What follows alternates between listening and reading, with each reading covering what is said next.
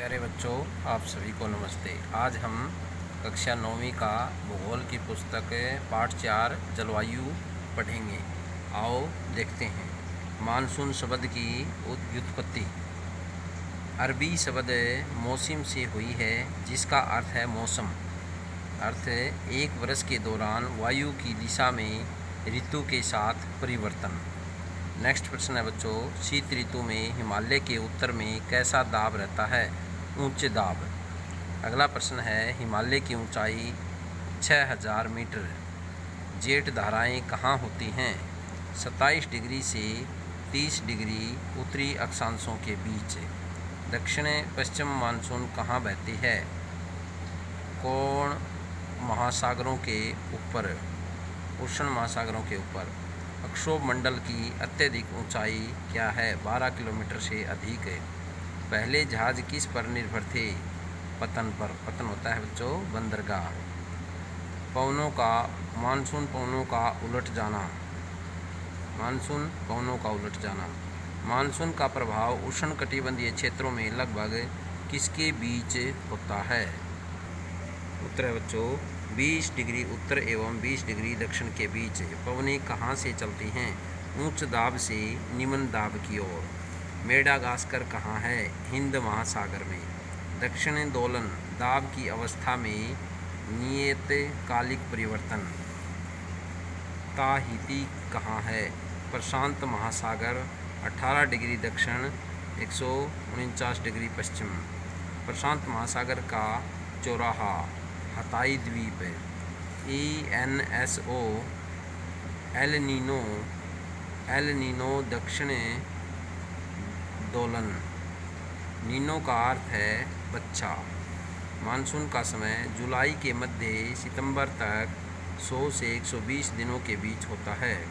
Monsoon विस्फोट क्या है? एकदम से बारिश आना। भारत की जलवायु किससे प्रभावित होती है? मानसून पवनों से।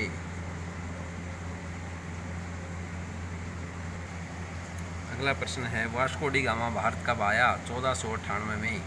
कोलंबस भारत के लिए कब चला? 1492 में। अमेरिका की खोज कब तथा किसने की? कोलंबस ने 1492 में। कौन से देश के लोगों को रेड इंडियन कहा जाता है? अमेरिका। देखो बच्चों, ये मैप है मानसून का आगमन 1 जुलाई 15 जुलाई 1 जुलाई 15 जुलाई यानी कि गुजरात और राजस्थान। 10 जून को महाराष्ट्र, छत्तीसगढ़, उड़ीसा, यूपी। 15 जून को गुजरात, मध्य प्रदेश, उत्तर प्रदेश। 5 जून को कर्नाटक, आंध्र प्रदेश। 1 जून को तमिलनाडु। ये मानसून का मानचित्र है। अगला प्रश्न देखिए बच्चों, विश्व का सबसे अधिक वर्षा वाला क्षेत्र? मासिनराम। एल नीनो ठंडी पेरू जल धारा के स्थान पर अस्थायी व गर्म जल धारा के विकास को एल नीनो का नाम दिया गया है।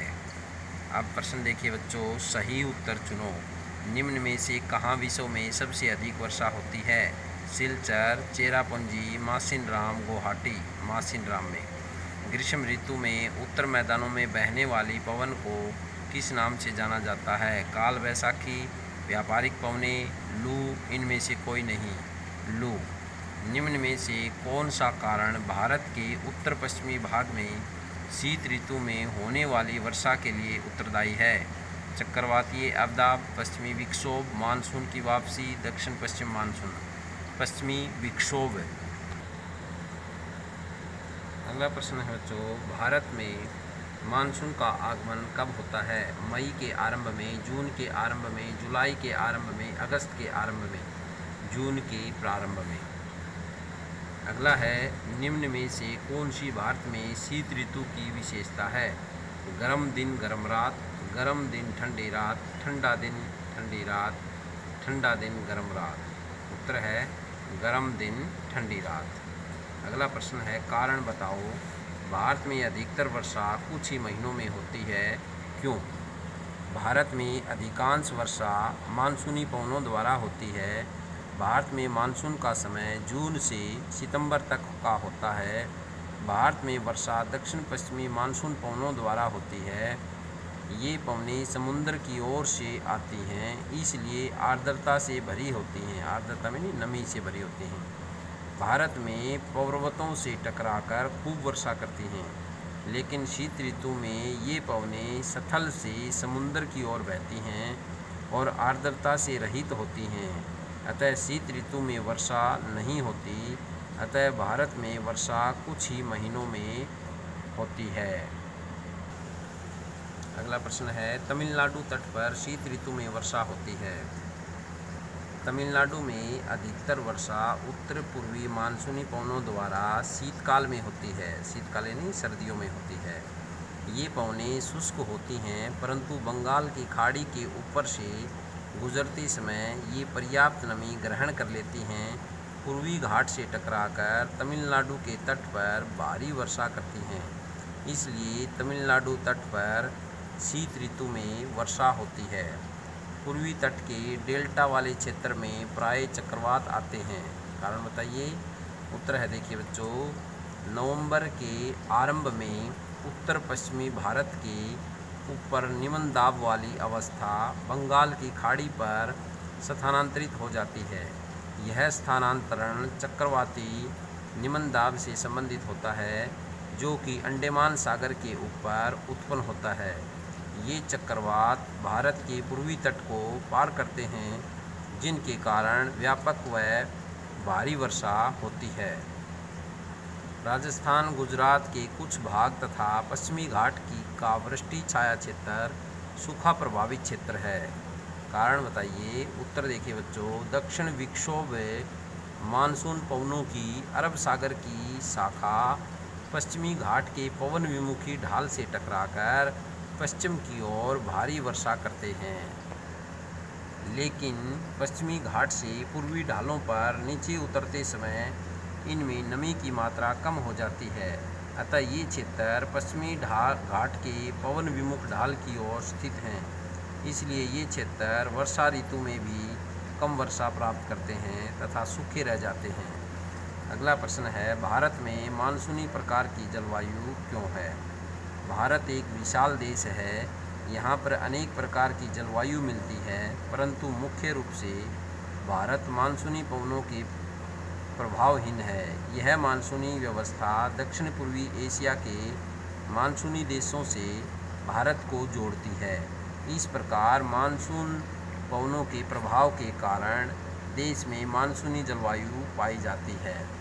अगला प्रश्न है, भारत के किस भाग में दैनिक तापमान अधिक होता है? क्यों? देश के उत्तर पश्चिमी भाग में तापमान अधिक होता है। इन भागों में ग्रीष्म काल में तापमान में वृद्धि होती है तथा वायु दाब में कमी आती है। मई के अंत में उत्तर पश्चिमी थार रेगिस्तान से लेकर पूर्व तथा दक्षिण में पटना तथा छोटा नागपुर पठार एक कम दाब का लंबवत क्षेत्र उत्पन्न होता है। राजस्थान के मरुस्थल के उच्च क्षेत्रों में तापमान 50 डिग्री तक हो जाता है। नेक्स्ट प्रश्न है, किन पवनों के कारण मालाबार तट पर वर्षा होती है? दक्षिण पश्चिमी पवनों के कारण। अगला प्रश्न है, जेठ धाराएं क्या हैं तथा किस प्रकार भारत की जलवायु को प्रभावित करती हैं? जेठ धाराएं ये एक संकरी पट्टी में स्थित अक्षोभ मंडल में अत्यधिक ऊंचाई वाली पश्चिमी हवाएं होती हैं। इनकी गति गर्मी में 110 किलोमीटर प्रति घंटा व सर्दी में 184 किलोमीटर प्रति घंटा होती है। जेठ धाराएं लगभग